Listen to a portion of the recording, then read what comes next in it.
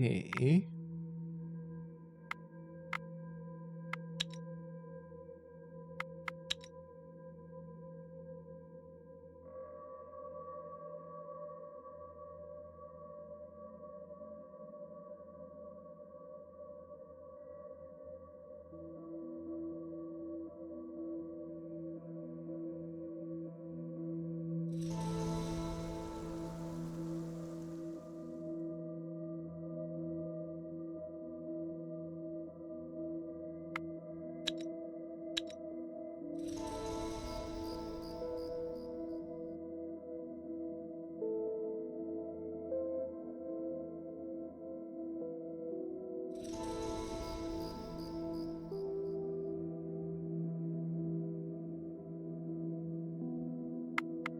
You follow the treasure map. You approach the bridge, and the ghost turns to you and speaks. The one who's good. The ghost looks at you, confused, and speaks. The map.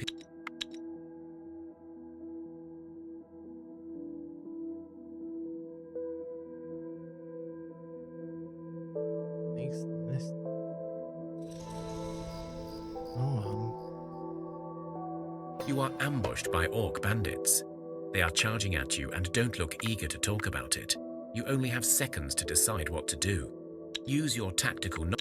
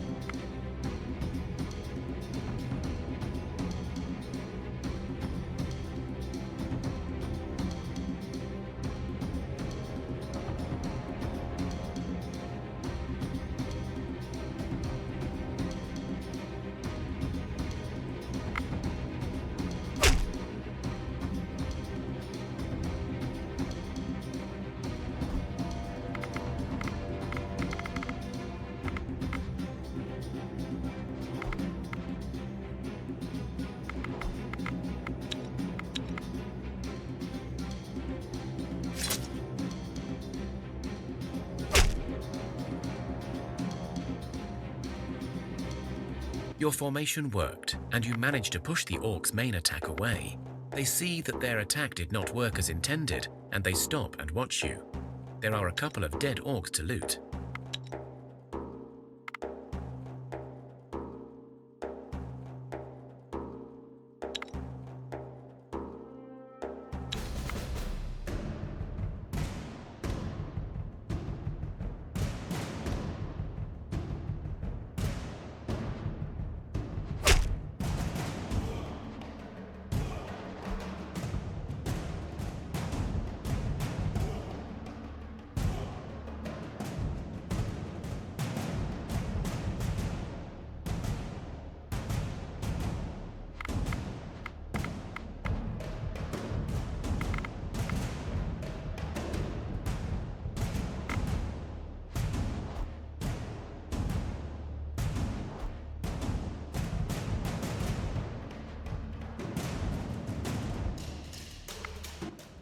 Mhm.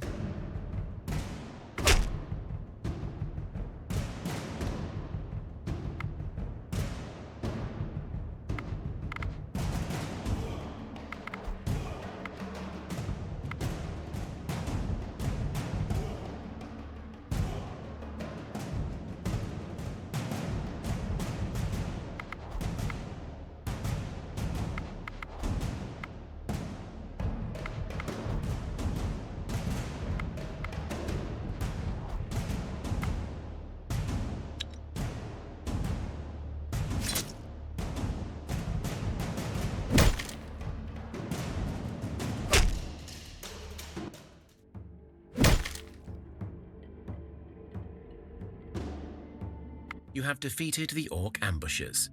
You realize a few of them have broken their weapons in a last act before dying, but perhaps some can be salvaged.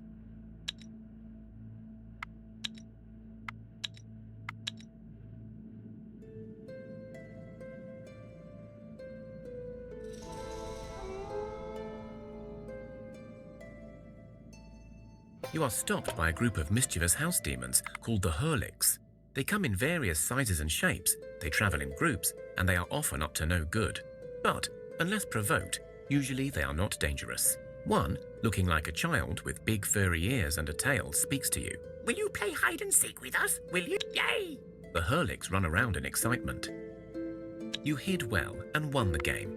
The Hurlix are very happy and leave you a huge doll dressed in a dress made of wicker.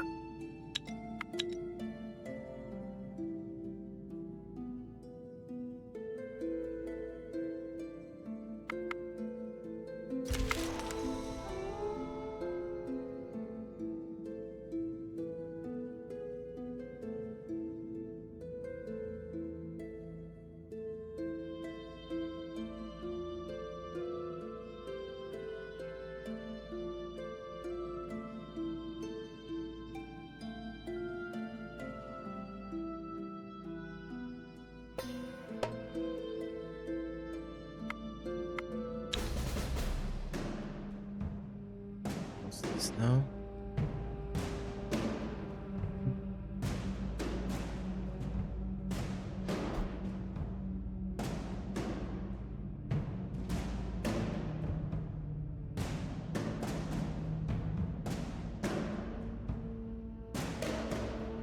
That's what it is. Okay.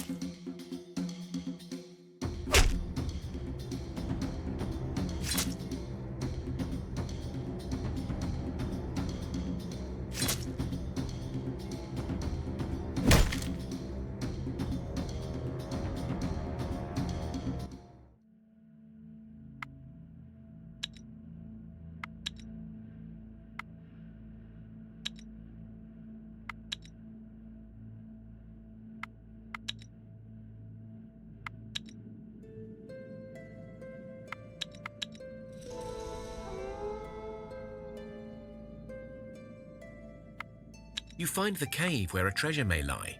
It looks old and abandoned, but there is an eerie feeling to it. You enter the cave and find the place where the hidden chest. You dig your way into You open the chest and it is filled with trinkets and frills. There are mirrors, hairbrushes, and all sorts of items. Some of the trinkets are still usable. When one of you picks up a pretty-looking mirror and looks into it, they hear, "You are now the prettiest of them all." Your fellow villager grows more attractive and eloquent in front of your very eyes. Look at that.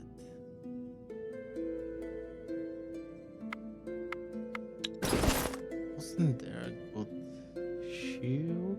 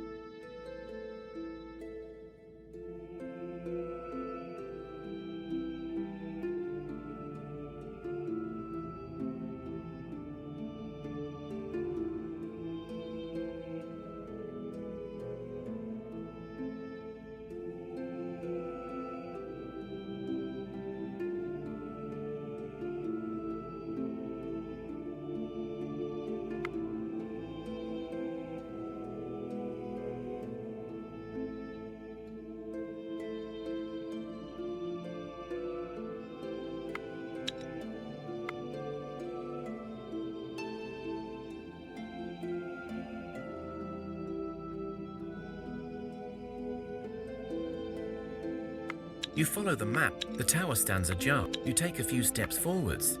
This tower has always been a trap, waiting for me to arrive. In short, yes. You see a wraith.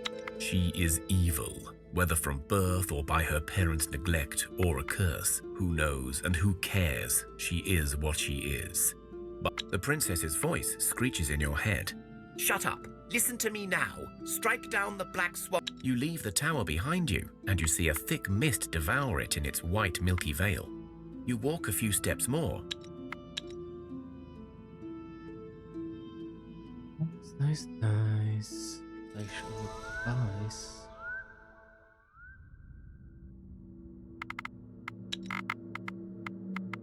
West.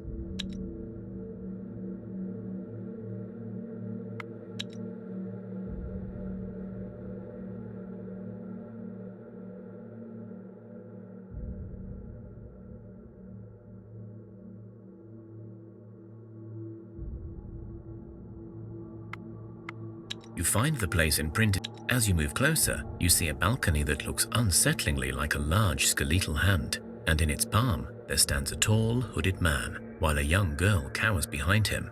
The man speaks in a clattering, hard voice. Halt! Who goes?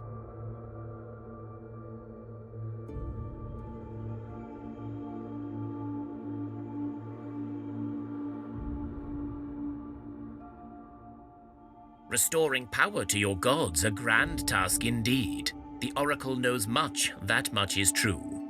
And how exactly did you find your way here?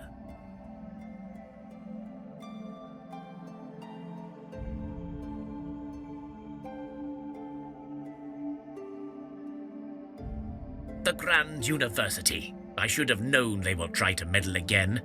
Death was not enough for those homicidal traitors. So what did they want you to find out this time? How to drain all water from our soil? Or perhaps they've decided that air is really not necessary for human life.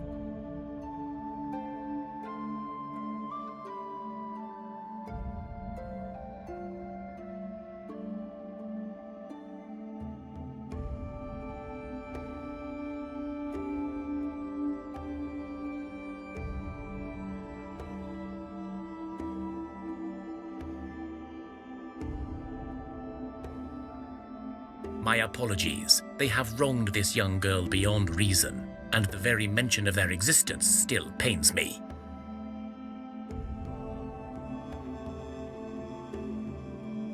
These so-called scholars took it upon themselves to judge what means justify the end. They knew they could never achieve their goals without magic, the hypocrites. And so they discovered Ileana as a mere child. She had an amazing gift of premonition, but more than that, she was also pure-hearted and devout to the Pantheon. As such, her link to the gods was almost direct. In fact, it is said that her father may be Perun himself, something about his lightning striking Ileana's mother at night. Anyway, the scholars took her, imprisoned her, and drained her power to the very limits. And worse yet, all this to destroy her beloved gods.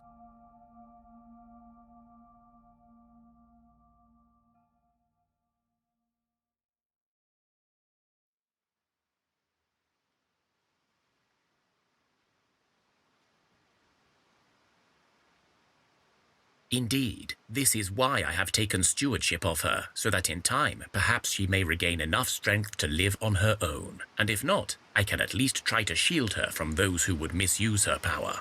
Let us move on. What do you seek? Ileana holds answers to many questions, yes, but are you worthy of receiving them? And more importantly, are you willing to face your... I sense your connection to your gods and their blessing fresh upon your souls. Thus, you say you see... The girl. You enter the tower and find yourself on some icy steps, stretching far and wide wherever you look. As the snow crackles beneath your feet, you soon realize you hear the steps of another being closing in, charging towards you. You feel the presence of Morena, but see nothing, only the overwhelming feeling that something is about to attack you.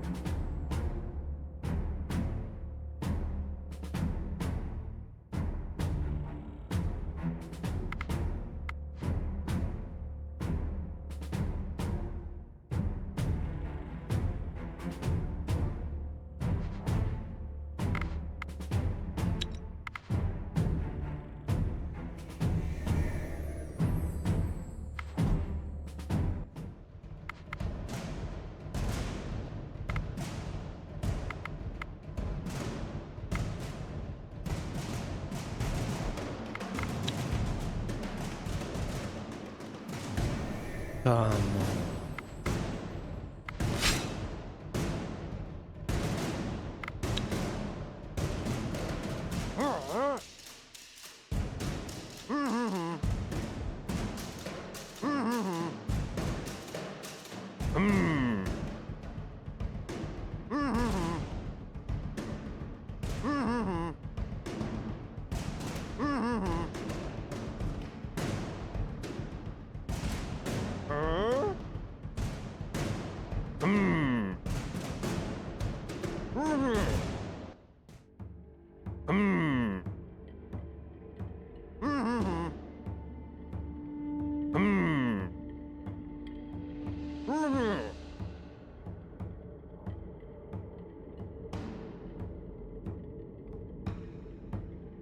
You okay?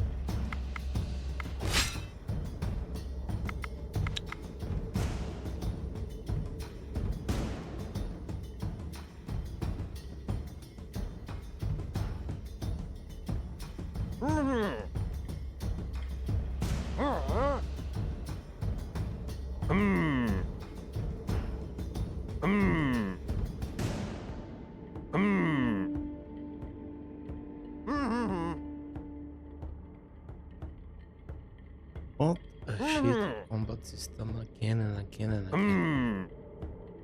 Yep.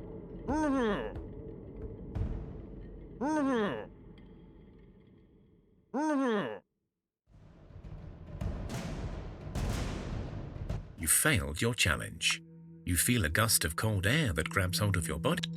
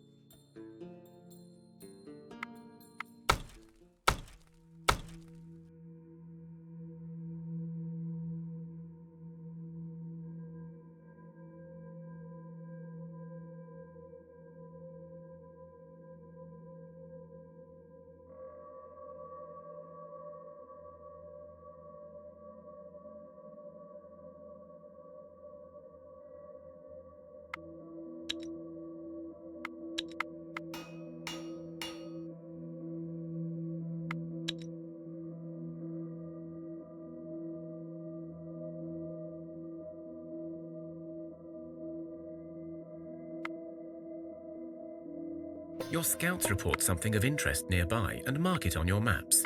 They have spotted an...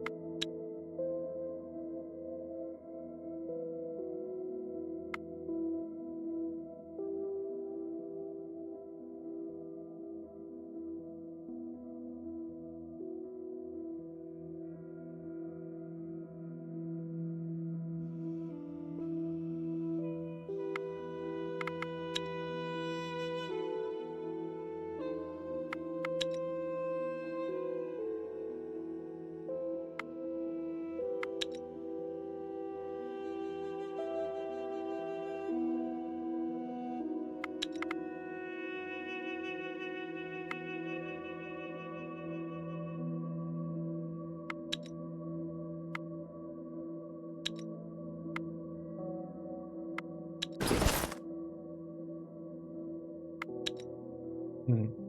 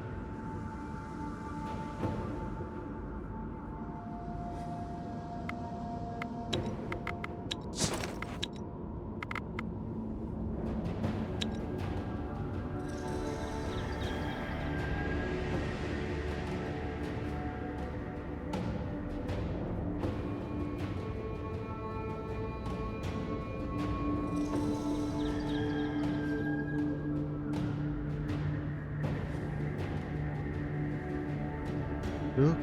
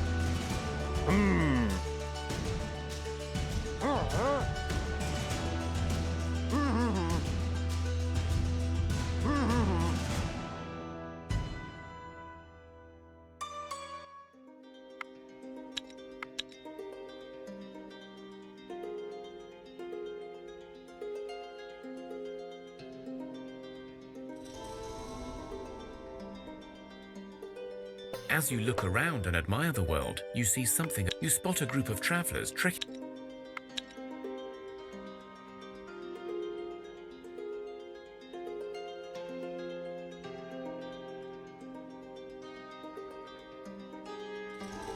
A group of nomads is traveling through these lands. They are a mixed group made up of all peoples of Easterlands, including men, goblins, and orcs. We are merely passing by and mean you no harm. Our people have survived together on the journey for many years now, and we do not seek to abandon our path. We are, however, in need of resources, and in exchange, we have goods to offer. Food. Yes, we always need food. We do not farm, and hunting is wonderful. May the journey keep you safe, and may the road be. As you look around and admire the world, you see something. You spot.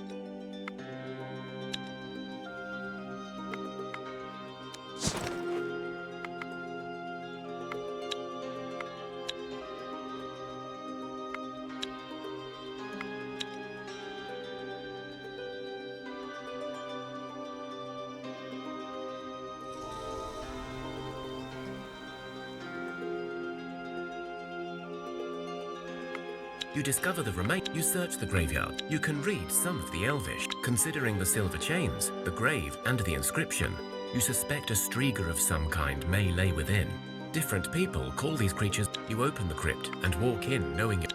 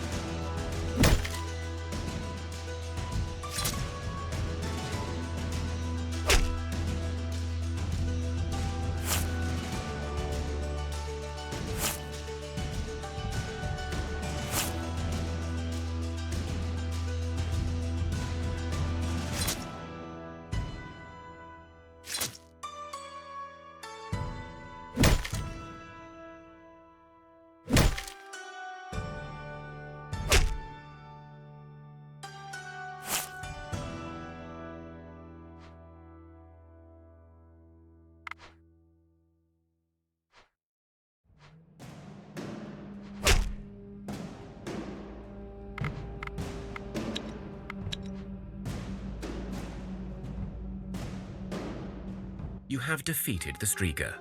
In the coffin, you discover a full set of armor, shield, and weapon that must have belonged to the damned. But alas, much of it is rotten away. Still,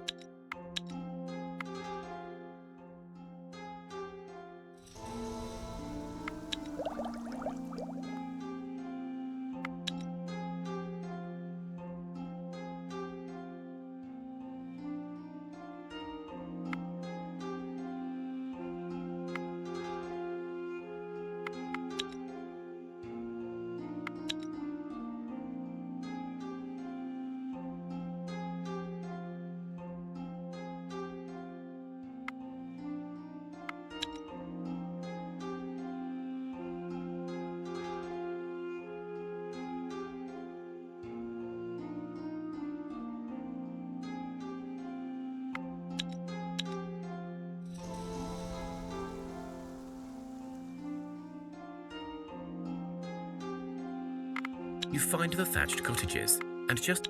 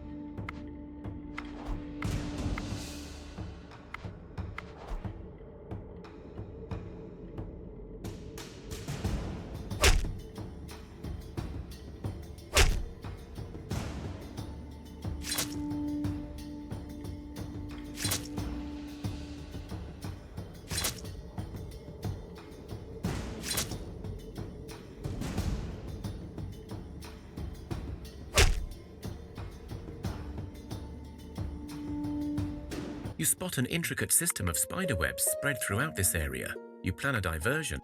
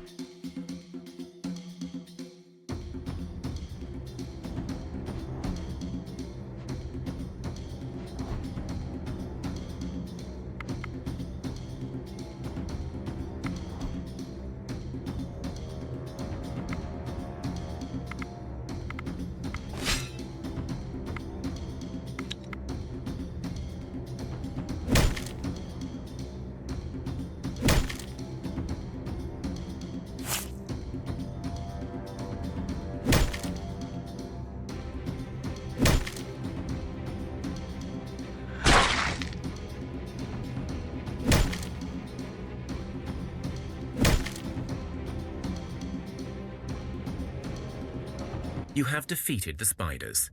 You find many good building materials from the cottages and a good amount of fresh spider silk as well. You are about to leave, encumbered by much loot, when you realize one of the spider cocoons holds a human inside. You unravel it and discover a person still breathing.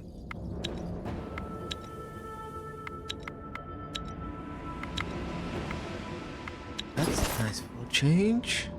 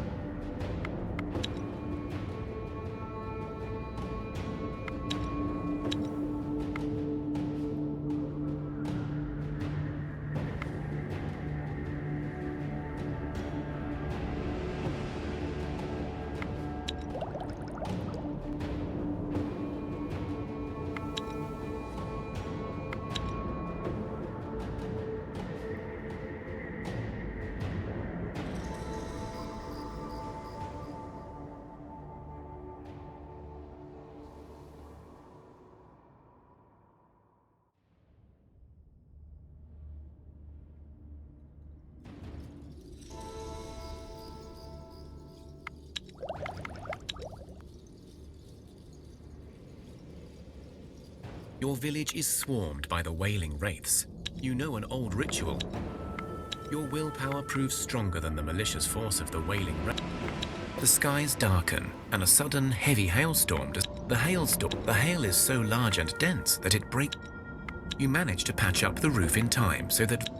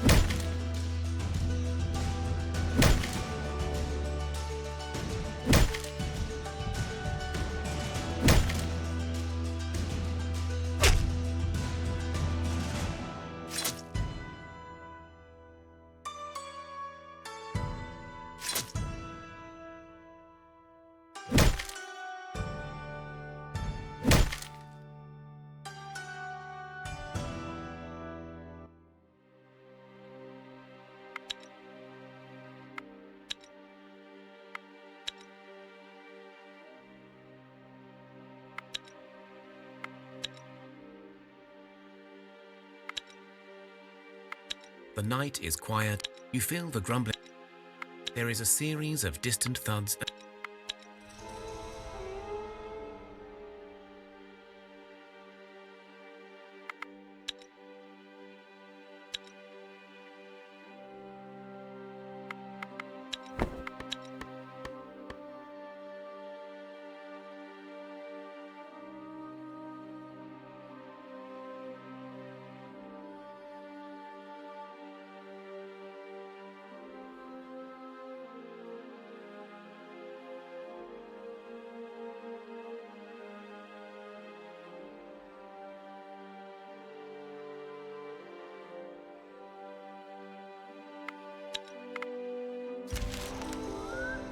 The night is quiet. You feel there is a series of distant.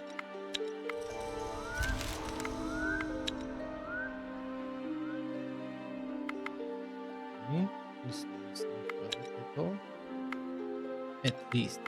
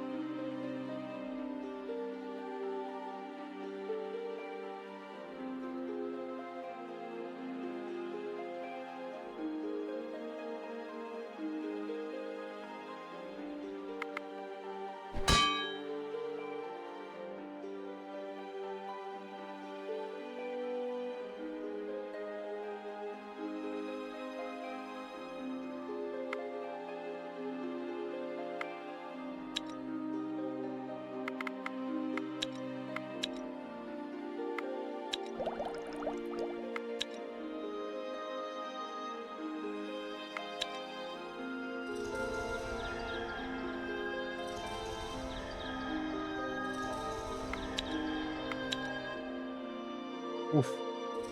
Huh? No, no. No, no, no, no.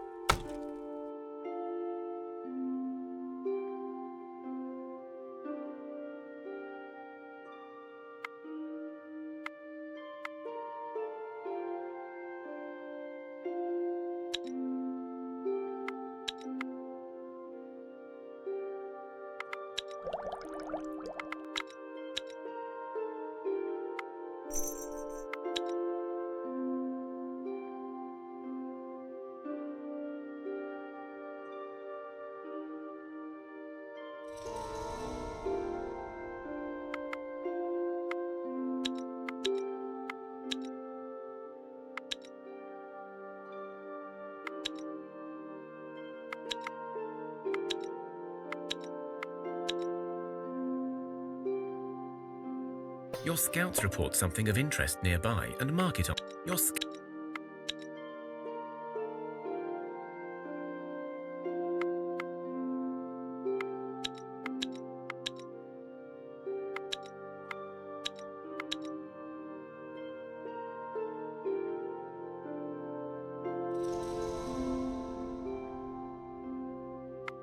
You find the skeletal remains of a person, and so the cosmic trees.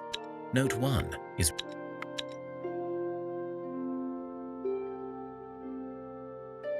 a figure clad in a ragged dark green cloak slowly approaches your party. As he gets closer, it is clear he is barefooted and carries nothing more than the clothes on his back. Seeing your party, the figure takes off the hood to reveal a gaunt, tired face of an elf, with his black and sad eyes looking straight through the souls of your men. Despite the evident sickliness, there remains an air of grace, a whisper of bygone beauty in the forgotten ancient creature. He stretches his arms before you in a gesture of peace, but does not speak. You approach the wanderer, mimicking his sign of peace. You speak up. "This is a dangerous road to be roaming on your own, sir. Are you all right?" There is no reply from the figure, and so your men make another attempt. As they get closer, the elf steps back and waves at them to stay away. The elf shakes his head in response and bows slightly to say thank you. He starts moving again, but you see that his pace is very slow, as if every step is a measured effort. The elf seems uneasy when you approach with the supplies, but when you place the small bag before him, he musters up a smile and bows once more in thanks. He takes the bag and closes his eyes, making a hand gesture towards the skies, the earth, then the ground. You recognize this as the symbol of the cosmic tree. The figure moves away from the party, his step clearly made lighter by the kindness of your men, and some of you feel a strange energy run through your veins.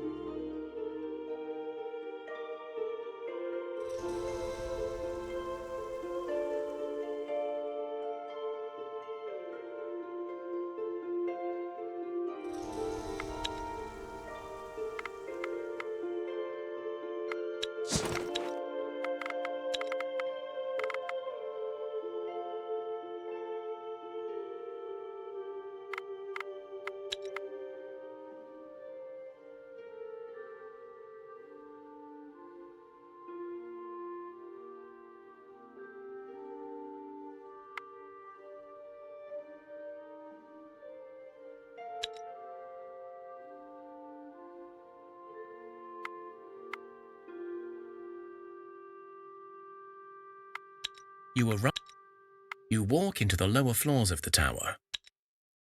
Ah, the Elven Scroll.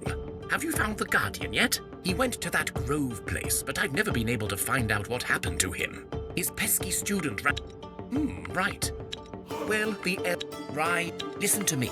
Magic and its prime stewards, the elves, they are keeping us from truly evolving, from reaching our own potential. We can finally be free from superstition, from dark magic, from monsters. We will build a civilization based on reason and knowledge. And yes, this will be costly. Magic will take with it many creatures, not all bad, but humanity will finally be free. Yes, we did. That is because something went wrong, you see. The tree lingers on. Magic is growing again. The elves are cursed, but still alive. The plan did not work. So you must do whatever that elf tells you, but then find a way to finish the job. Do whatever you must to kill magic and destroy the tree for good.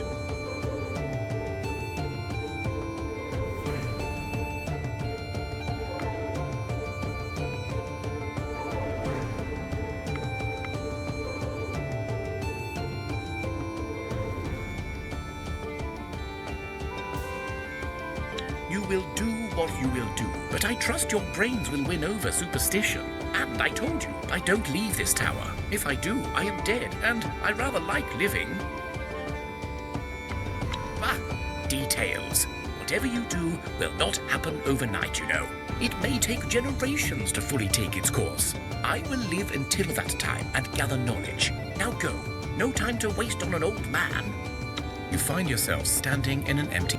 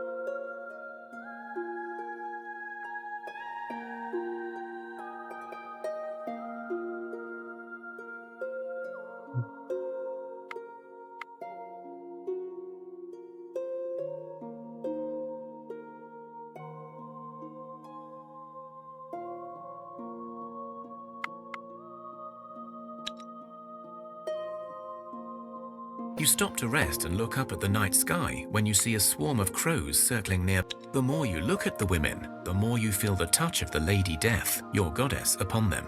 They now seem ruthless, yet wise, fierce, yet righteous, fearsome, yet beautiful beyond belief. You see their red eyes and sharp fangs, but these are but trinkets to scare the unbelievers. Come with us. Join us. Be ours, they whisper to you in unison.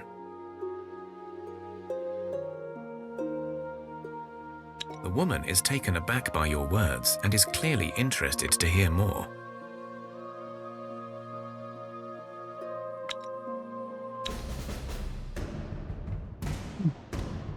Okay.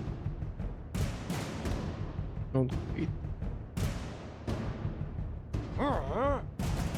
Oops. No.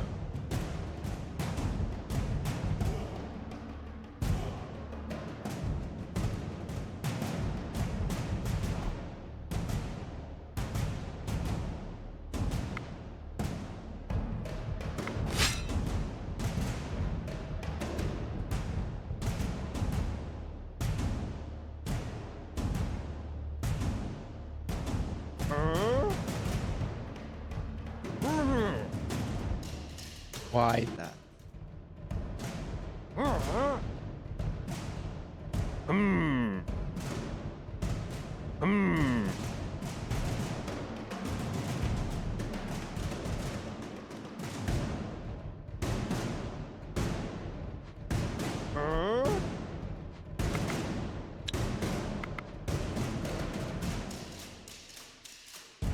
Your eyes are like the red stars, your teeth sharp as Morena's scythe. Come with us, and you shall serve the Lady Death directly.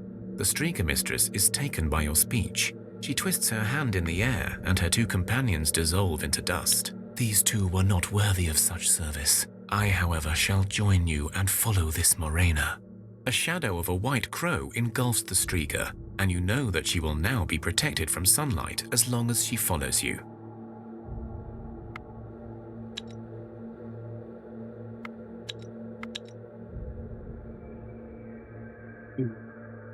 Okay.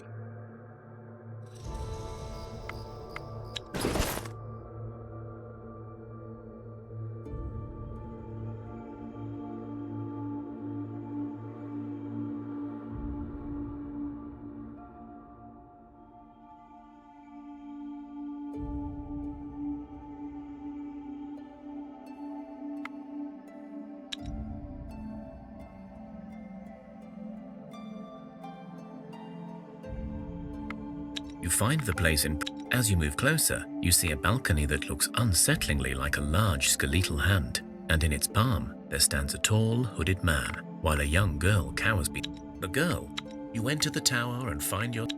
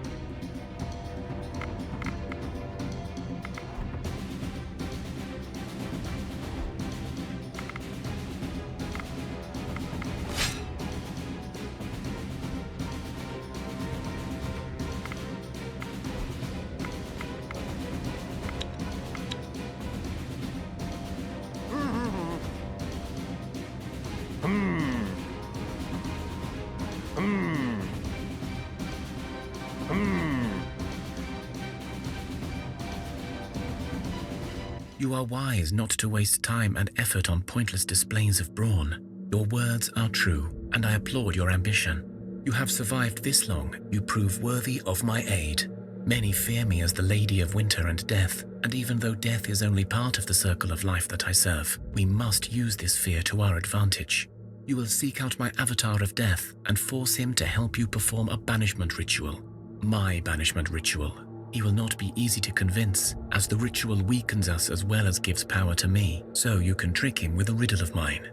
If we succeed, the power of people's fear and hope will give me strength enough to replenish my divine essence. So now, time is of the essence.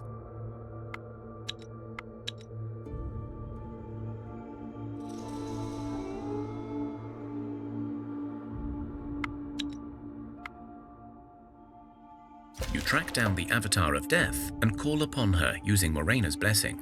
The Avatar appears to you in the guise of a hooded stranger, carrying her long scythe. 3 crows circle you in the air. You cannot see her face, but you feel an endless emptiness from beneath the hood.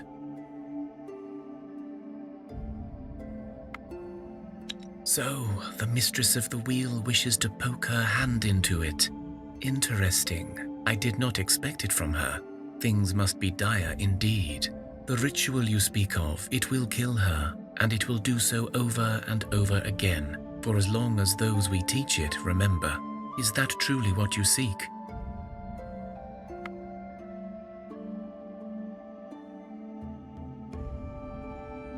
A riddle, you say?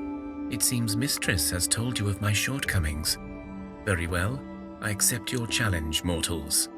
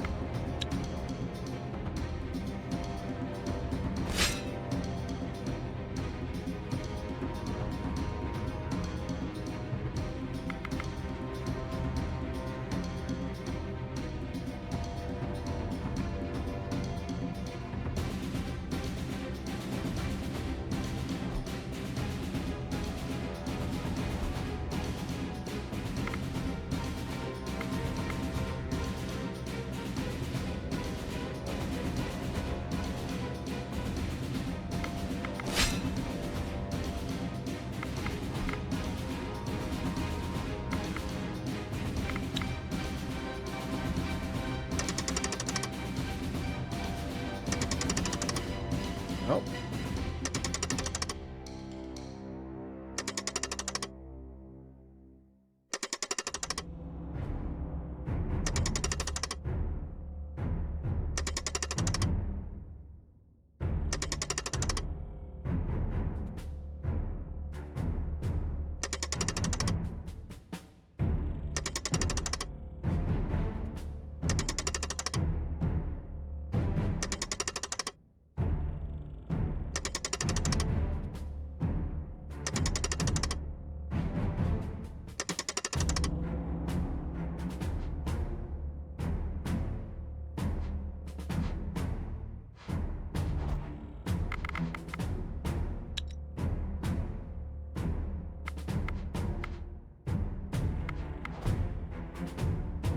Hmm? Oh, come on. Really?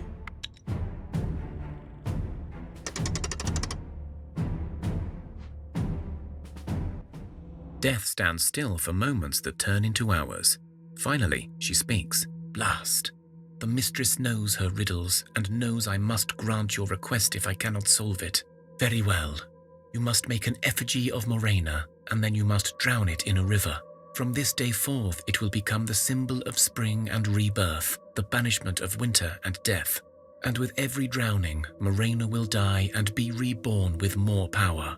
Death waves her scythe, and an effigy of Morena is made. The avatar then places a piece of her own clothes onto the effigy and nods to you to signal its readiness. Fine.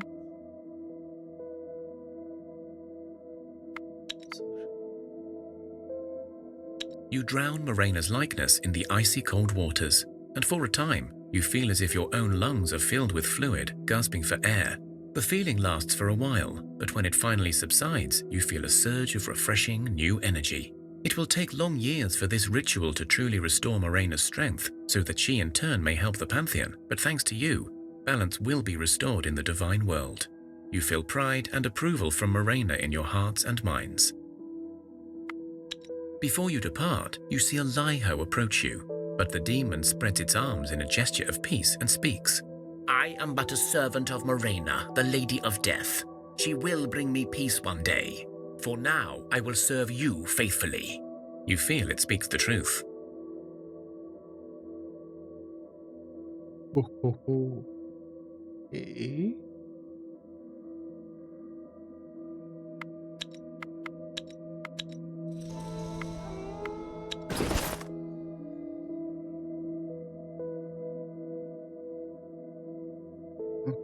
This awesome.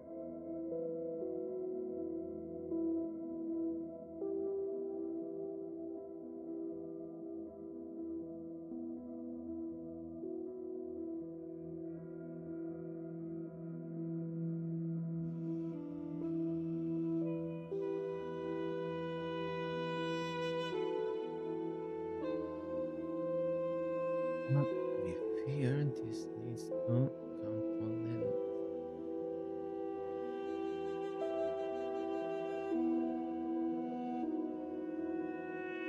for the time being.